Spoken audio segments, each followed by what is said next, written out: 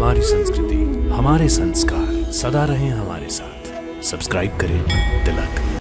ये कौन सा योग है माधव, जो मनुष्य को पाप और पुण्य दोनों से मुक्त कर देता है? ये एक गूढ़ विद्या है पार्थ। जो इसके रहस्य को समझ लेता है वो इस संसार में रहते हुए भी, संसार के सारे कर्म करता हुआ भी कर्म फल के बंधन से मुक्त रहता है। हे माधव, इस योग की साधना कैसे करते हैं? इस योग के नियम क्या हैं?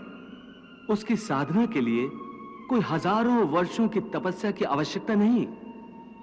इसकी साधना तो एक ही क्षण में हो जाती है। एक ही क्षण में? हाँ, एक ही क्षण में। जिस क्षण में प्राणी अपने मन का रवैया बदल लेता है, वही क्षण। परंतु हे केशव, कोई भी मनुष्य एक ही क्षण में आसक्ति को कैसे छोड़ सकता है? जब वो कर्म करता है तो उसके फल की आसक्ति तो उसे कर्म का हिस्सा होती है, जिसके अंतर्गत फल पाने की इच्छा से ही कर्म करता है। हे अर्जुन, बस यहीं से निष्काम कर्म योग की साधना शुरू होती है। अर्थात तुमने कहा कि प्राणी फल पाने की इच्छा से ही कर्म करता है, परंतु निष्काम कर्मयोग यह सिखाता है कि फल पाने की इच्छा से नहीं, बल्कि अपना कर्तव्य पूरा करने के लिए, अपने धर्म का पालन करने के लिए कर्म करो। सुख दुख, लाभ हानि, जय पराजय अथवा हार जीत को एक समान समझकर केवल इसलिए युद्ध करो क्योंकि इस समय युद्ध करना तेरा कर्तव्य है। और यदि इस मानसिक वृत्ति से इसे अपना धर्म समझकर युद्ध करोगे तो तुम्हें उसका पाप नहीं लगेगा। ये क्या कह रहे हो केशव कि युद्ध करके पाप नहीं लगेगा? युद्ध में तो इतनी हिंसा होगी, लाखों प्राणियों की हत्या होगी, फिर मनुष्य उसके पाप से कैसे बचेगा? यदि कोई भी कार्य निष्काम कर्म योग की रीत से किया जाए तो ना उसका पाप लगता है और ना उसका पुण्य मिलता है।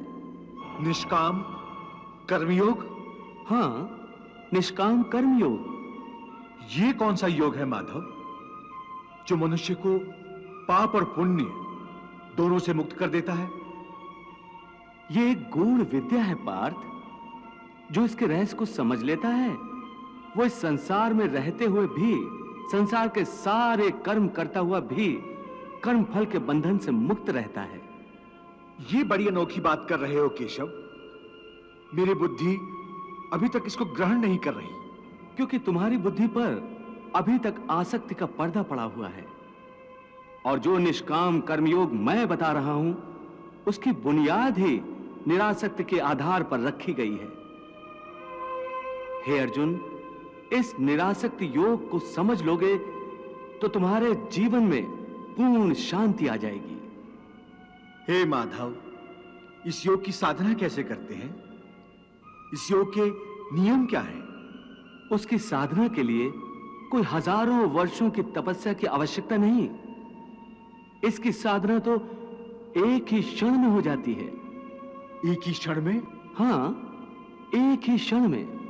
जिस क्षण में प्राणी अपने मन का रवैया बदल लेता है, वही क्षण।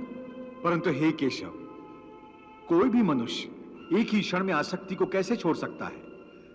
जब वो कर्म करता है तो उसके फल की आसक्ति तो उसे कर्म का हिस्सा होती है, जिसके अंतर्गत फल पाने की इच्छा से ही कर्म करता है।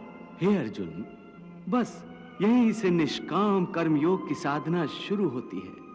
अर्थात तुमने कहा कि प्राणी फल पाने की इच्छा से ही कर्म करता है, परंतु निष्काम कर्मयोग यह सिखाता है कि फल पाने की इच्छा से नहीं, बल्कि अपना कर्तव्य पूरा करने के लिए, अपने धर्म का पालन करने के लिए कर्म करो।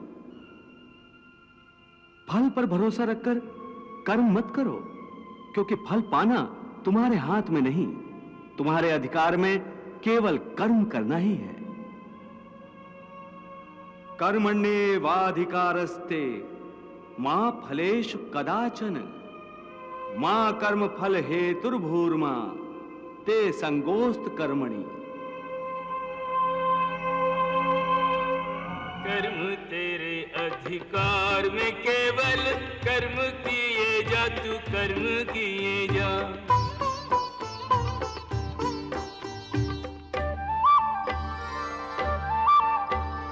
फल की इच्छा त्याग के अर्जुन, पालन अपना धर्म किए जा। किस स्थिति में क्या धर्म है तेरा, किस स्थिति में क्या धर्म है तेरा, ज्ञात तू इसका मर्म किए जा। किस स्थिति में क्या धर्म है तेरा, ज्ञात तू इसका मर्म किए जा। तेरे लिए जो धर्म है निश्चित, निष्ठा से वो कर्म किए जा। तेरे लिए जो धर्म है निश्चित, निष्ठा से वो कर्म किए जा। हे पार्थ, तुम कर्म कर सकते हो, कर्म करने का संकल्प कर सकते हो, परंतु इसका फल पाना तुम्हारे हाथों में नहीं है। हे मधुसूदन, मैं जिस काम का संकल्प करूंगा वो काम तो मैं करूंगा ही।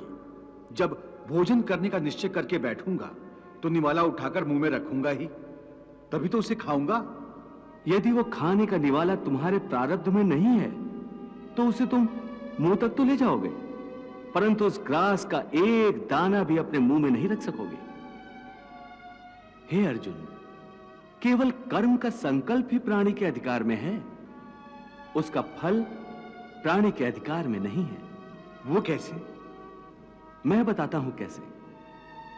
पार्थ, तनिक उस दृश्य की कल्पना कि नगर धनवान के सामने बड़े स्वादिष्ट भोजन की थाली परोसी गई है।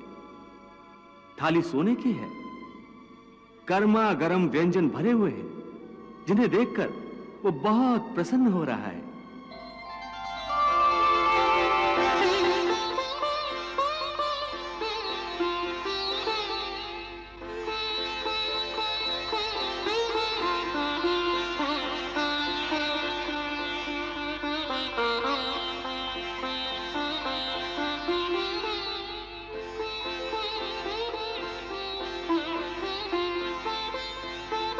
वो बड़ी प्रसन्नता से पहला निवाला उठाता है।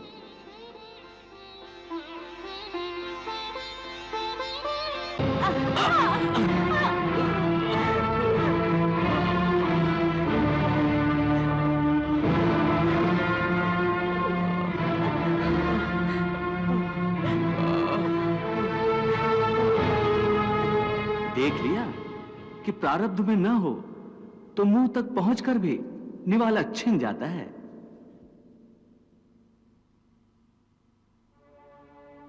परंतु हे अर्जुन, इस उदाहरण का यह अर्थ भी नहीं है कि तुम सब कुछ प्रारब्ध पर छोड़कर स्वयं अकर्मण्य हो जाओ।